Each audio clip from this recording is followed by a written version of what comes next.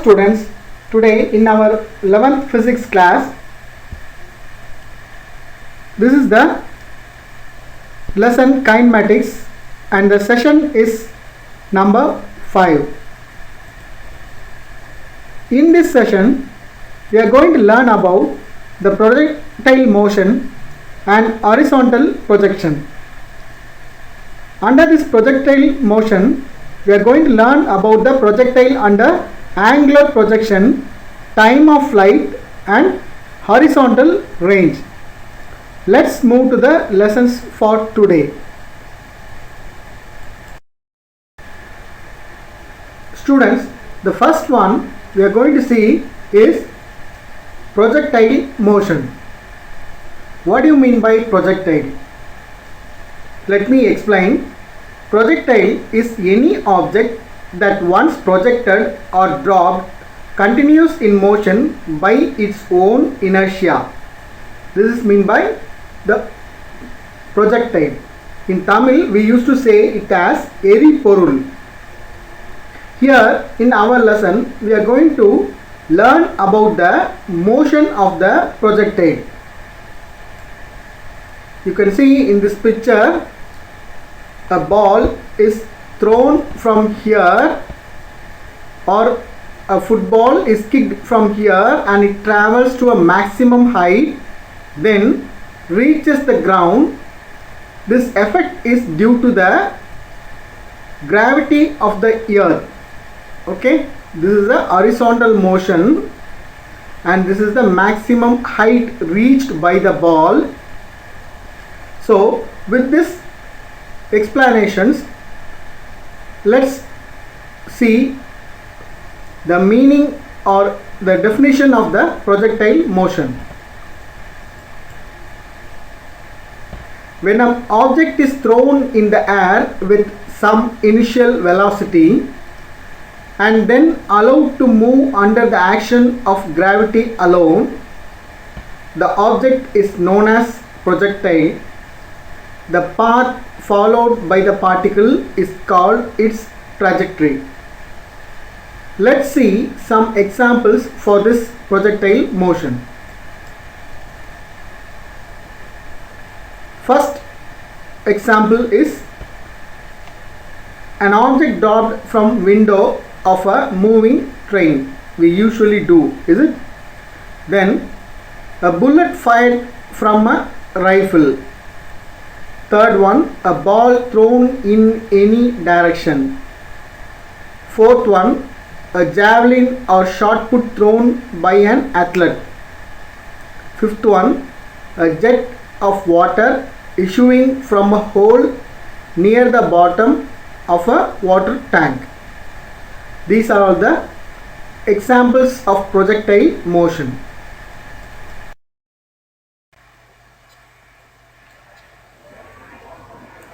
And it's found that a projectile moves under the combined effect of two velocities. Remember, they have two velocities and the velocities are a uniform velocity in the horizontal direction which will not change provided there is no air resistance. And the second one, a uniformly changing velocity, that means it increasing or decreasing in the vertical direction. Because why we are taking this vertical direction as a important thing is the vertical direction is depends upon the gravitational force. To study the motion of a projectile, let us assume that air resistance is neglected and the effect due to the rotation of earth and the curvature of earth is here negligible. Then the acceleration due to gravity is constant in magnitude and direction at all the points of the motion of the projectile.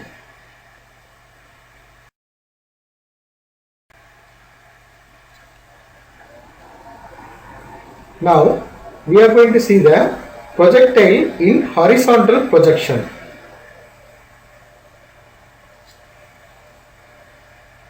Students, can you see this picture? It has an horizontal projection. We are throwing a ball from a certain height, and you can see the height variation here. Okay, and the timing and the velocities of x and y. From the meter per second, in the vx, velocity in the x-axis and the velocity in the y-axis. Okay, here the velocity gets positive when it goes up and negative when it goes down. Can you see? Now let's move to the question. Let a ball thrown from the top of the height, which is minus h, and with the initial velocity minus u. As the ball moves, it covers a horizontal distance. Remember, this is the horizontal distance due to its uniform horizontal velocity u, and a vertical downward distance because of a constant acceleration due to gravity, which I mentioned you earlier, and take time t to reach the ground at the point A. So then the horizontal distance travelled by a ball is x in time t is equal to x, and the vertical distance travelled by the ball y in time t is equal to y. Remember, this is the vertical distance travelled and this is the horizontal distance travelled.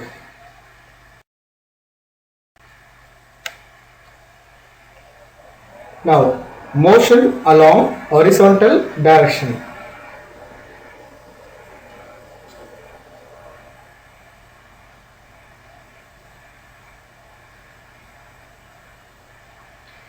The particle has zero acceleration along x direction, so the initial velocity ux remains constant throughout the motion.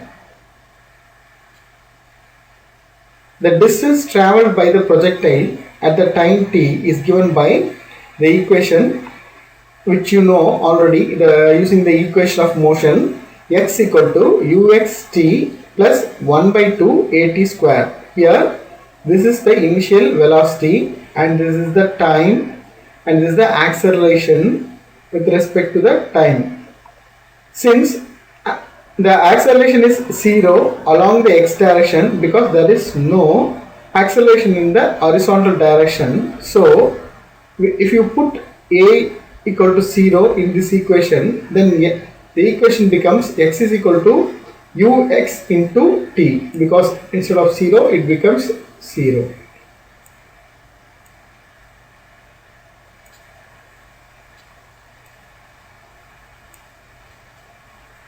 Remember, we can apply the kinetic equation along the x direction and y direction separately.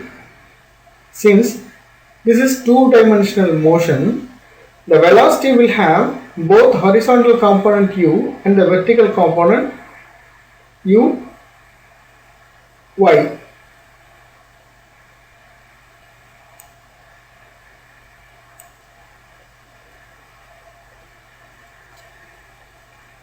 So here the initial velocity during the downward direction uy is equal to 0 and a is equal to g. That means the acceleration is with respect to the gravity of the earth, and the distance y at time t is equal to, from the equation of y is equal to uyt plus 1 by 2 at square, we get here the u is equal to 0, so we neglect u. Okay, so y is equal to 1 by 2 into gt square.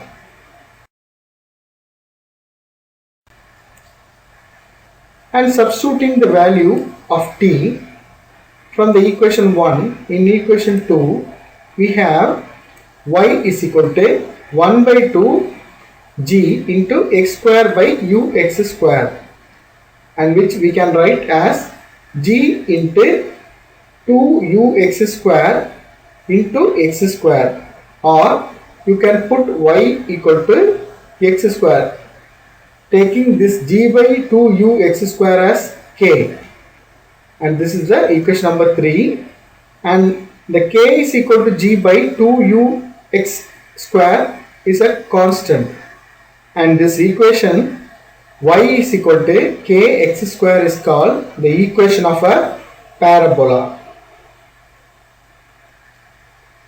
Now let's see what's the time of flight, because it's very important to know the time of flight.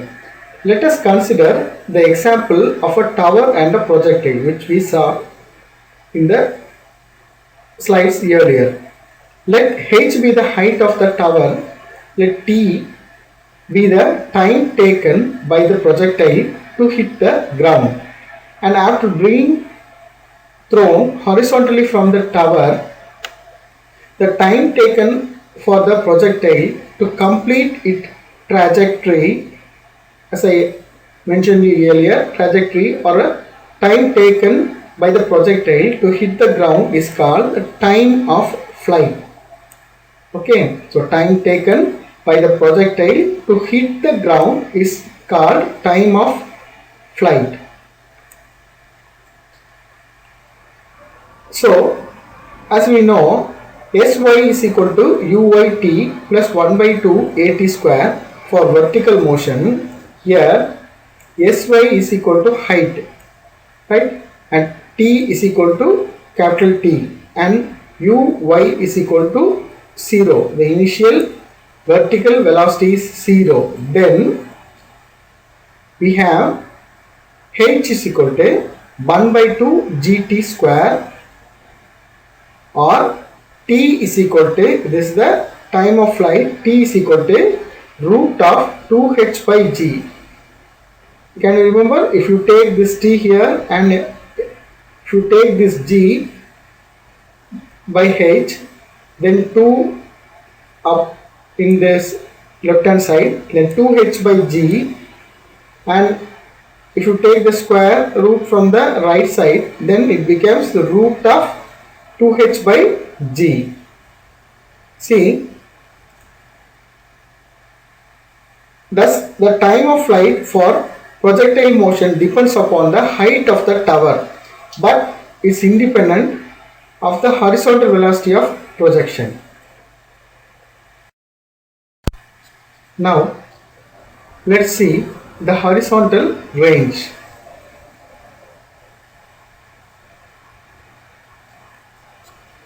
The horizontal distance covered by the projectile from the foot of the tower to the point where the projectile hits the ground is called the horizontal range, and it is noted by the equation of motion Sx is equal to uxt plus 1 by 2 at square. So we put Sx is equal to r, that means the range, ux is equal to u, and a is equal to 0 because there is no horizontal acceleration, and capital T is the time of flight.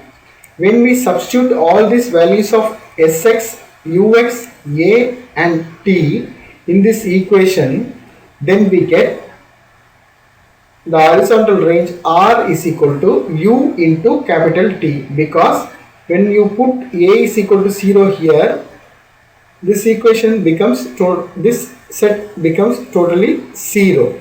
So remaining Sx is equal to uxt, and while substituting the values of r, about r, u and t, we get horizontal range is equal to u into t. Since we know the time of flight, which is t is equal to root of 2h by g, and we substitute this, and we get the horizontal range of the particle as r is equal to u into root of 2h by g.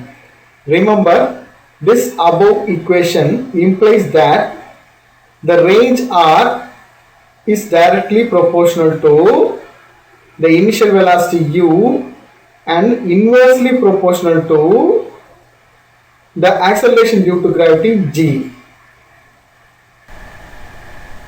Thank you, students.